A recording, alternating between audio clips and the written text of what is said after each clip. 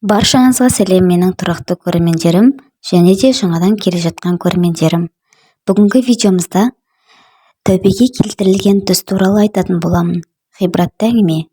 Видеомыз басталмас бұрын арнамызға тіркеліп, лайк басып, пікір қалдыруды ұмытпаңыздар.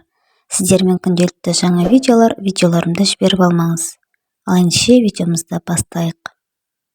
Мешіттің жамағатының бірі, мінезі қатты жігіт, имамға келіп: «Сіздер кешке дейін сахаба дейсіздер, біздің олардан қай жеріміз кем?» деп сұрайды.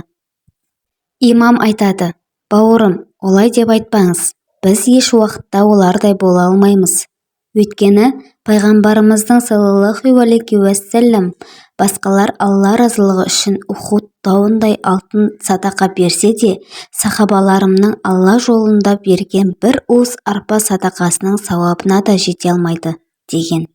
Әлгі жігіт өз ойынан айнымаған күйде үйіне қайтады. Ұйықтап жатып түс көреді. Түсінде биік құздың үстінде құлауға шақ қалған автобус тұр. Ішінде Алла елшісі саллаллаху алейхи уассалам отыр екен. Әлгі жігіт дөңгелегіне тірейін деп тас тауып әкелсе, дөңгелектің түбінде сахабалар басын тіреп жатқанын көреді.